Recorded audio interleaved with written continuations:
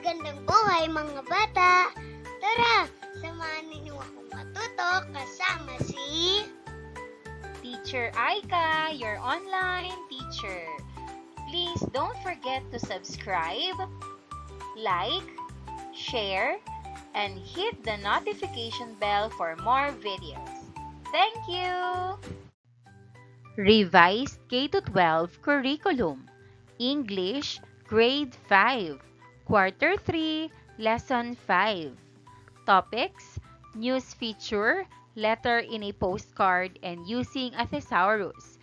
This is Teacher Aika, your online teacher. Let's start! Learning competencies and objectives. Identifying the structure and purpose of a news feature. 1. Determine the important details in a news feature. 2. Describe the characteristics of a text that aims to describe letter in a postcard. 3. Use the thesaurus in enriching color of text. Day 1. Short review. In this week's lesson, you will learn about another type of informational text, which is a news feature. In this review activity, read the statements and questions and choose the correct answer from the choices. 1. What is the main purpose of an informational text? Answer C. To provide factual information and educate readers. 2. Which of the following is not typically a feature of a news report? Answer C. Imaginary characters. 3. In an invitation letter, what is the most important information to include? Answer A. The time, date, and location of the event. 4. Why is using accurate vocabulary important in informational text? Answer C. To ensure clear and precise communication. 5. Which section of a dictionary entry provides the origin and history of a word? Answer D. Etymology. 6. What is the primary purpose of a news report? Answer B. To provide factual information about recent events. 7. Which component of a news report summarizes the main facts and answers the questions who, what, when, where, and why? Answer C. Lead. 8. What should a news report include to ensure accuracy and credibility? Answer B. Eyewitness quotes and verified facts. 9. Which of the following is an essential element of the body of a news report? Answer B. Quotes from eyewitnesses or experts. 10. What is the function of the headline in a news report? Answer B. To summarize the main idea and attract readers' attention. Good morning, class! Today, we're going to learn about news features. But before we start, I want you to think about why it's important to learn about news features and how it can help us. Let's begin by asking a few questions. 1. Have you ever read a story in a newspaper or online that made you feel happy, worried, excited, relieved? What was the news about? Example answer: Yes, I have. I once read a news story that made me happy because it was about rescued animals finding new homes. 2. Why do you think journalists write news features about people, events, and issues in our community or around the world? Answer. Journalists write news features so people will know what is happening in the community and in the world. 3. How do you think being able to write a news feature help you communicate important information to others? Answer. Writing a news feature helps because it lets me share information or important information clearly so others can understand what is happening. Unlocking content vocabulary. Determine the meaning of the underlined words through analyzing the context of the sentences. 1. The city planned several festivities for the upcoming national holiday, including parades, concerts, and fireworks. What does festivities most likely mean? Answer. B. Celebrations. 2. Every year, the family follow their traditions by baking special cookies and decorating the house together. What does traditions most likely mean? Answer. B. Customs. 3. The new business owner wished for prosperity, hoping that his hard work would lead to great success and wealth. What does prosperity most likely mean? Answer. C. Wealth. 4. It is customary in some cultures to remove your shoes before entering someone's home. What customary most likely mean? Answer. C. Traditional. 5. The community held grand celebrations to mark the anniversary of its founding, complete with music, dance, and food. What does celebrations most likely mean? Answer. B. Gatherings. Subtopic number 1, news feature. Today, we are going to explore another important types of informational writing, news features. Just like a news story, a news feature is a great example of what we call informative text. What does informative text mean as you can recall? Informative texts are pieces of writing that aim to provide readers with facts, details, and information about a particular topic. They are designed to educate and inform, rather than to entertain or persuade. News stories and news features are called informative text because they give us accurate and up-to-date information about events, people, and places. When we read a news story, we learn about what's happening in the world right now.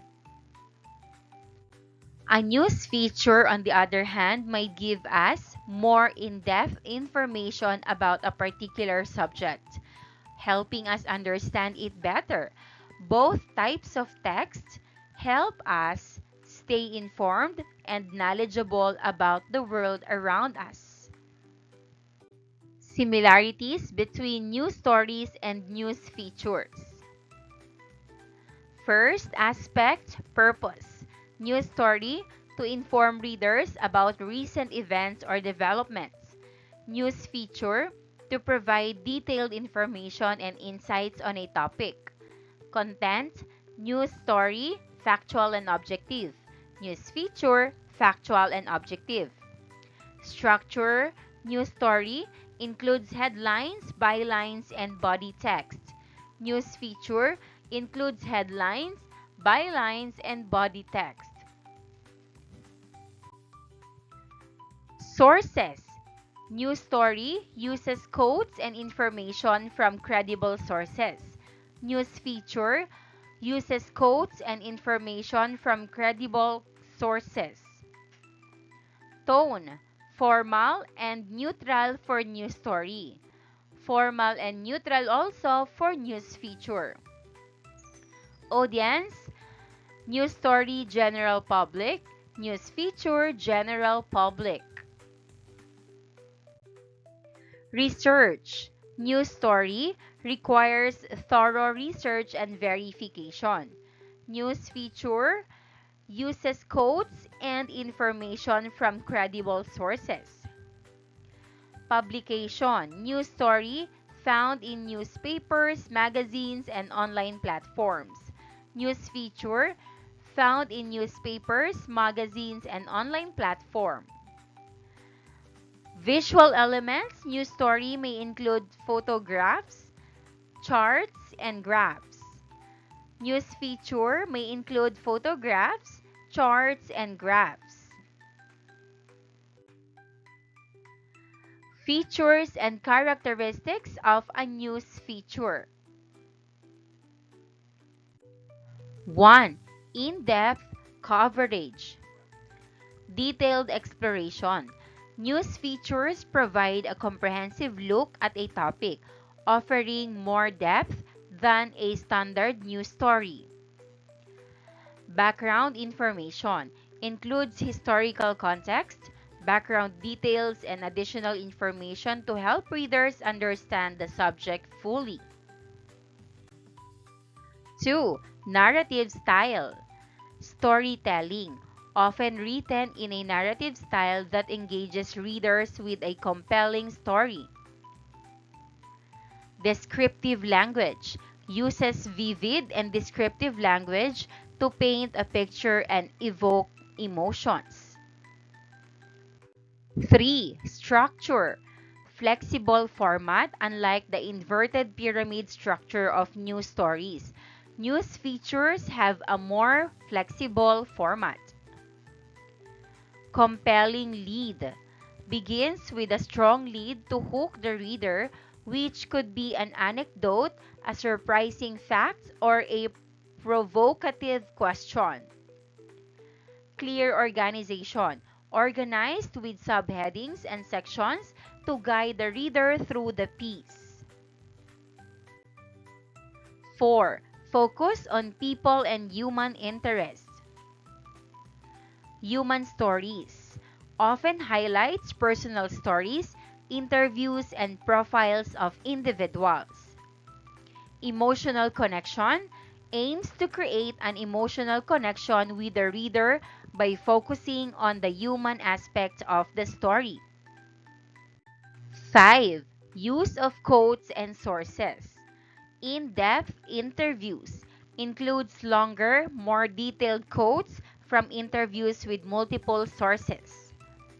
Credibility relies on credible sources to provide accurate and reliable information. 6. Visual elements. Photographs and graphics, often accompanied by photographs, infographics, and other visual elements to enhance the story. Captions and sidebars. Uses captions, sidebars, and additional elements to provide extra information and context. 7. Analytical and interpretative. Analysis provides analysis and interpretation of events, trends, or issues, going beyond just reporting the facts. Expert opinions includes expert opinions and insights to offer a deeper understanding of the topic. 8. Timelessness. Evergreen content. News features are often less time-sensitive than news stories and can remain relevant for a longer period. Broader themes focuses on broader themes or issues that are not tied to a specific event or date. 9. Length. Extended word count. typically longer than news stories, allowing for a more thorough exploration of the topic. Day 2.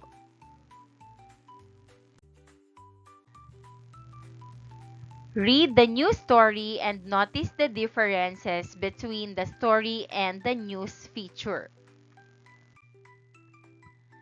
Thousands celebrates Chinese New Year in Binondo, Manila by Richelyn Canlas. Published February 10, 2024, 1:53 a.m. Around 17,000 people gathered in Binondo, Manila on Friday night to welcome the Chinese New Year, which belongs to the Year of the Wood Dragon.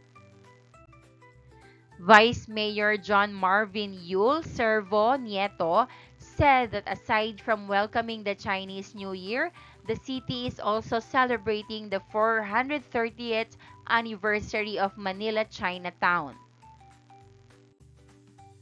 This celebration will be a momentous event as we step into the Year of the Wood Dragon and ultimately the 430th anniversary of Chinatown a few weeks from now, Nieto said.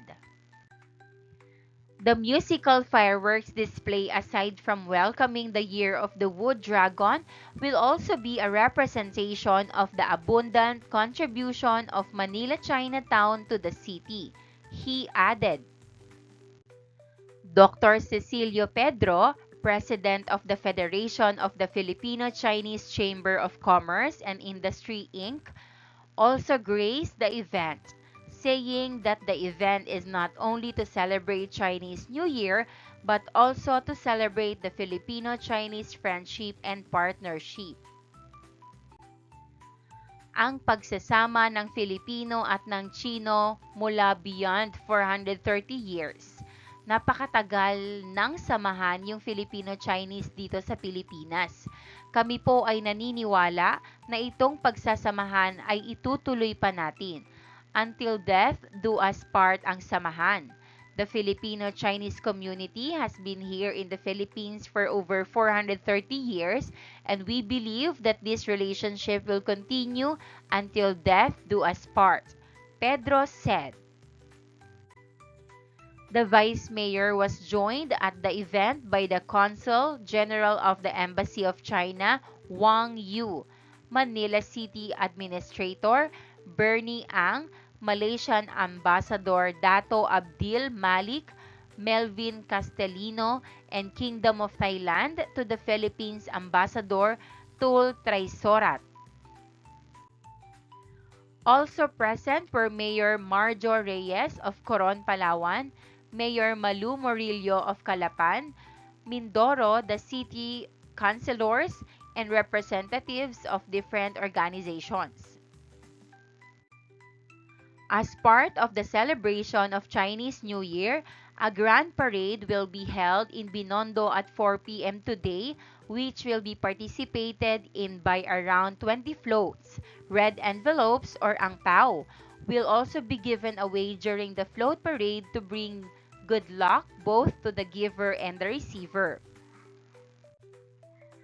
The local government warned motorists to expect heavy traffic along the route of the parade.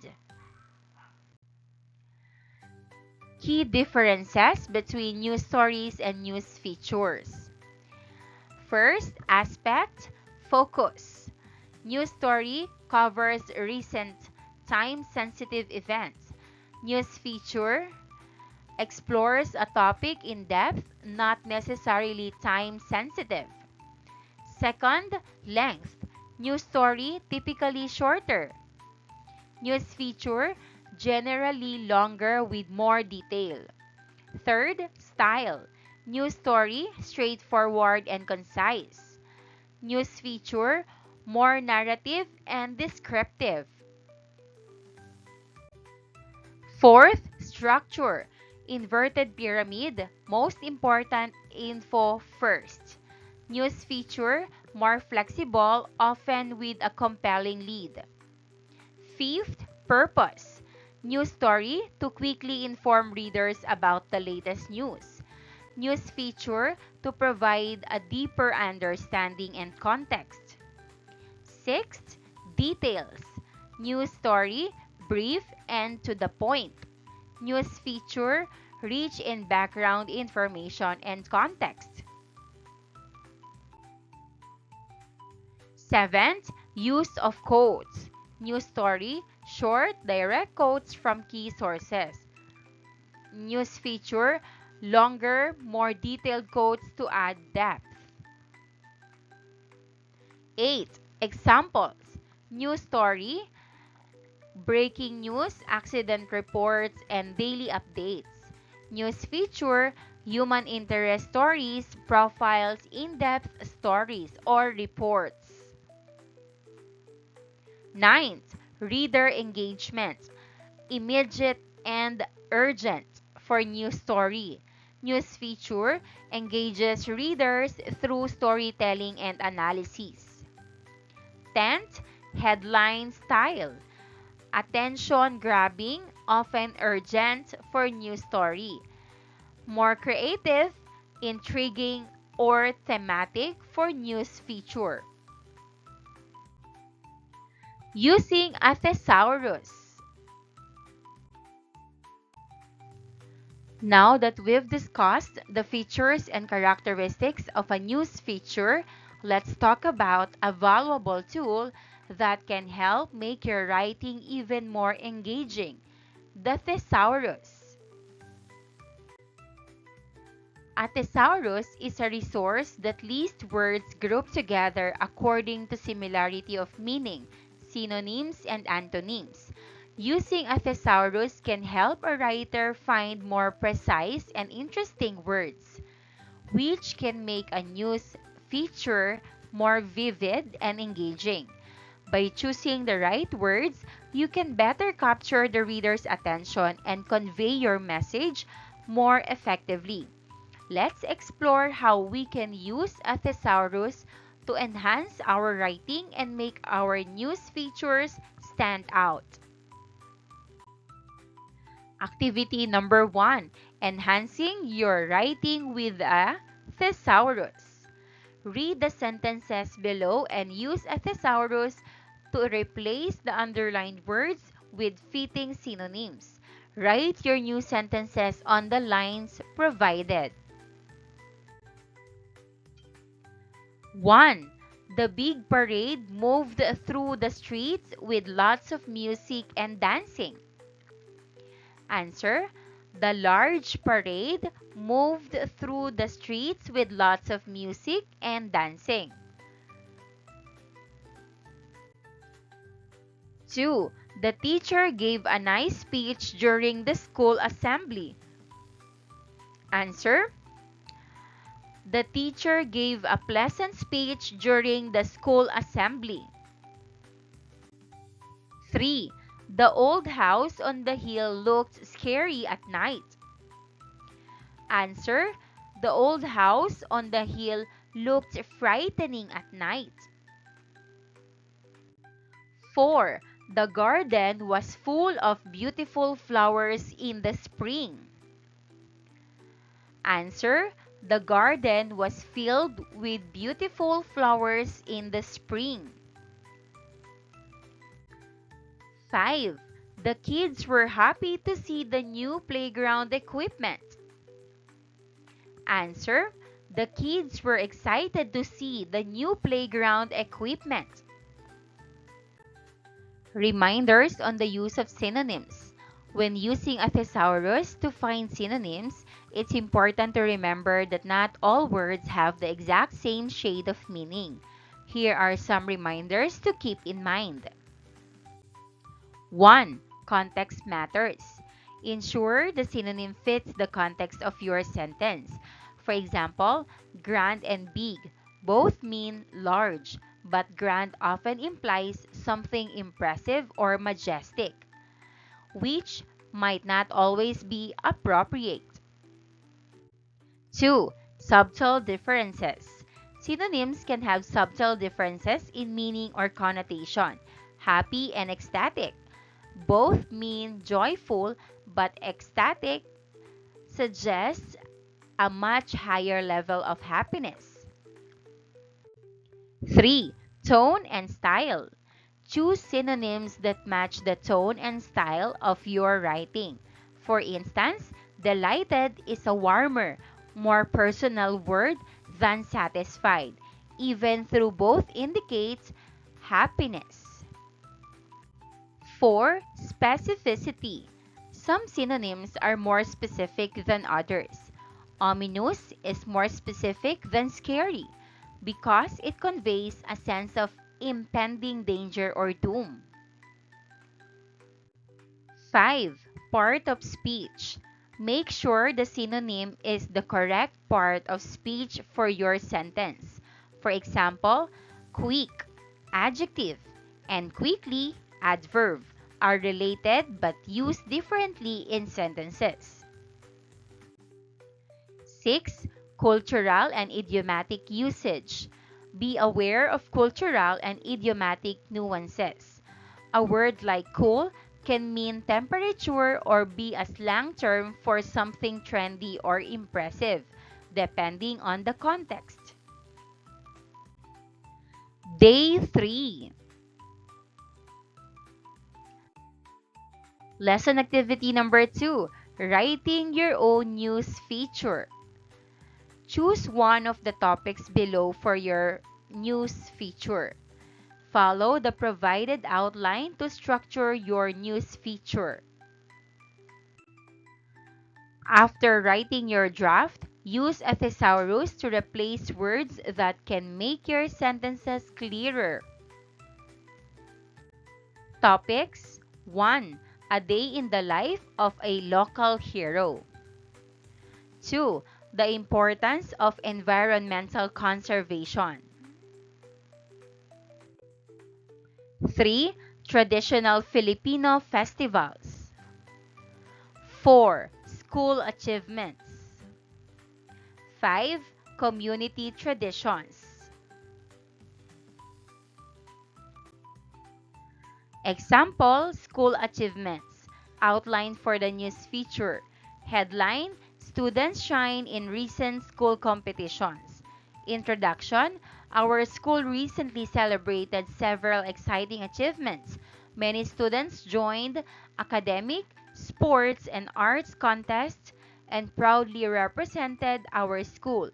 Their hard work and dedication brought honor to our whole community. Background information. Every year, students train and prepare for different competitions. Teachers guide them and help them improve their skills. This year, more students joined than usual, making the contest even more meaningful. Main content, paragraph 1. In the academic contest, our school's math team earned first place. They solved challenging problems and worked together as a strong group. Their victory inspired many younger students to study harder. Main content, paragraph 2. Our athletes also performed remarkably in the sports events. The basketball team won the championship after weeks of intense practice. Their teamwork and perseverance made the whole school cheer for them.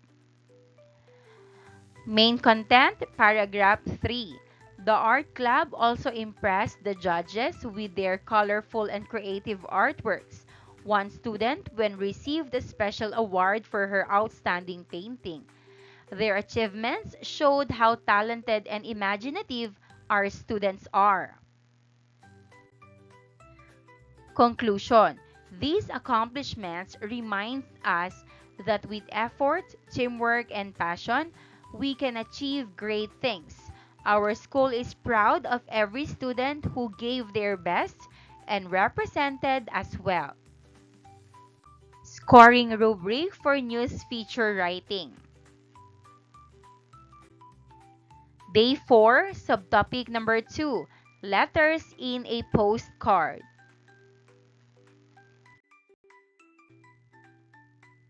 Writing a news feature is quite similar to writing a letter in a postcard.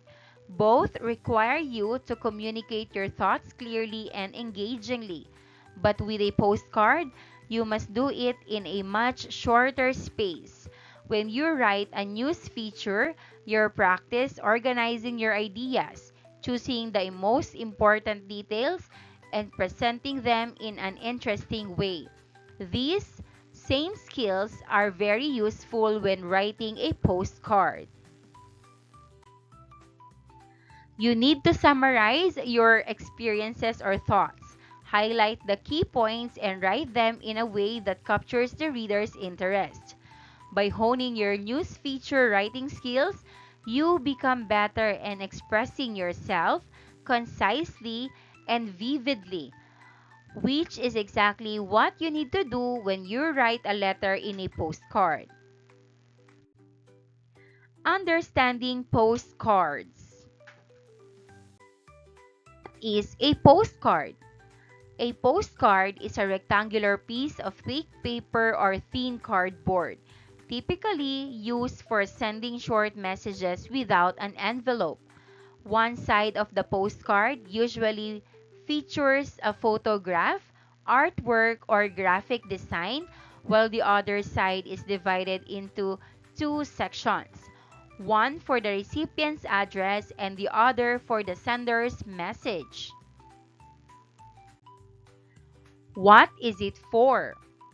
1. Sending greetings.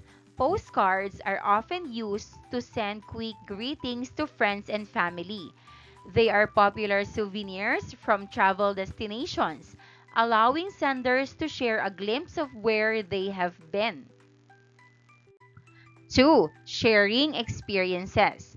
Travelers use postcards to share their experiences and adventures with loved ones back home.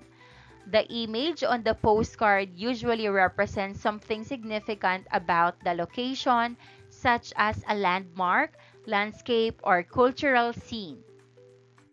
3. Special occasions. Postcards can be used for special occasions like birthdays, holidays, and celebrations. They are a quick and easy way to send a heartfelt message for various events. 4. Personal connection. Sending a postcard can create a personal connection between the sender and the recipient. The handwritten message adds a personal touch that can be more meaningful than digital communication. 5. Collecting. Some people collect postcards as a hobby. Collectors might focus on postcards from specific places, time, periods, or themes. Arrange the cut-out cards in the correct order to make a complete postcard letter. Paste the cards in the right order on the postcard worksheet you were given. Talk with your group about why you placed each part in that position. Share your answers and review the correct order together as a class. The postcard letter.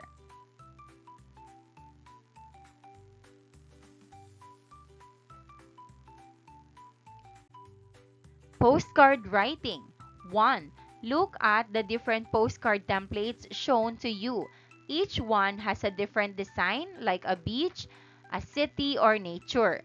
2. Choose the postcard template you like best. You may pick any design you prefer.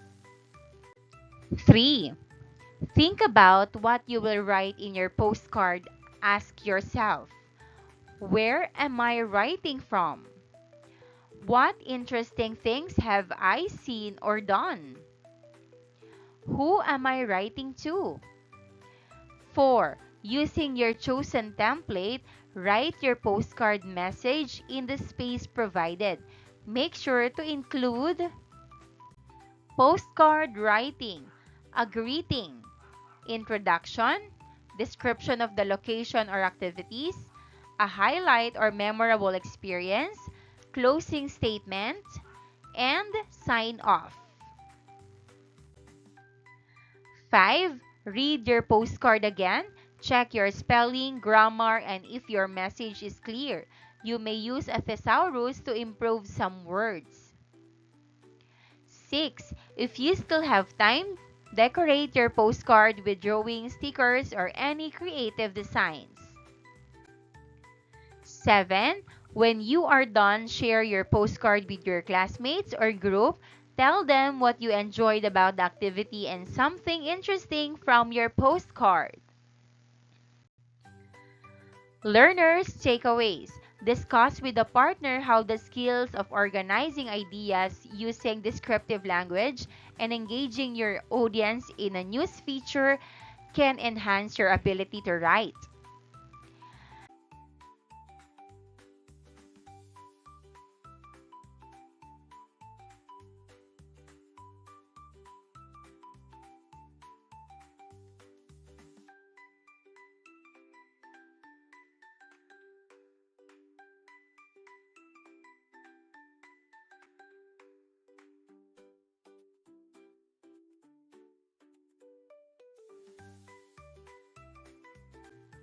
Organizing ideas using descriptive language and engaging the audience can help me write better because they can make my news feature clearer and more interesting to read.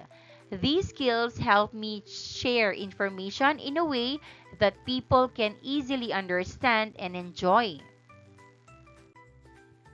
Share with a partner how writing postcards can help build and keep connections. Writing postcards can help build and keep connections because it shows people that we remember and care about them. It is a simple way to share messages, greetings, and updates with friends or family. What did you enjoy most about writing your postcard and news feature? Example answer. I enjoyed writing my postcard and news feature because I liked expressing my thoughts and describing the place or event. What was challenging about writing your postcard and news article? Answer. The challenging part was choosing the right words and organizing my ideas clearly. Did you learn anything new about the location or topic you wrote about? Yes, I learned new information about the topic which helped me understand it better.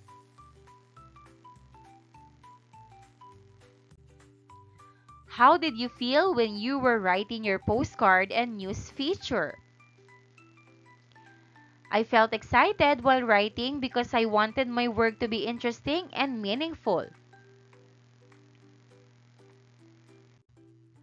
Formative assessment. Read the questions and statements carefully. Choose the letter corresponding to the correct answer.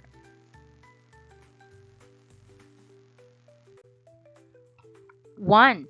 What is a key similarity between writing a news feature and writing a postcard? Answer B. Both involve sending a message to a recipient. 2. Which part of a news feature typically introduces the main topic and grabs the reader's attention? Answer C. Introduction. 3. In a postcard, where is the sender's message usually written? Answer B. On the back side. 4. What is a common purpose of writing a news feature? Answer C. To inform and educate the audience about current events. 5. Which of these is an example of a suitable closing for a postcard? Answer A. Best wishes.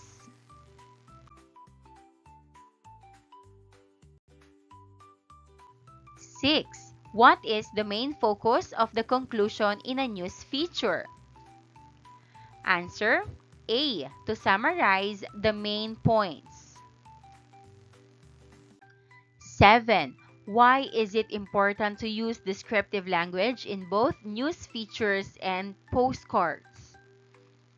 Answer C. To engage and paint a vivid picture for the reader. 8. Which part of a postcard usually includes a brief description of the location or activities? Answer D. Description of location. 9. How can using a thesaurus help improve writing in both news features and postcards? Answer C. By expanding vocabulary and finding better words. 10. What is a primary difference between a news feature and a postcard? Answer C. News features are longer and more detailed, while postcards are shorter and concise.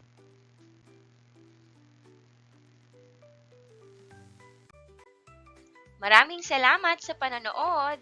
Huwag kalimutang i-like at mag-subscribe para sa higit pang educational content. I-click ang bell icon para ma-update ka sa ating mga bagong video. Salamat!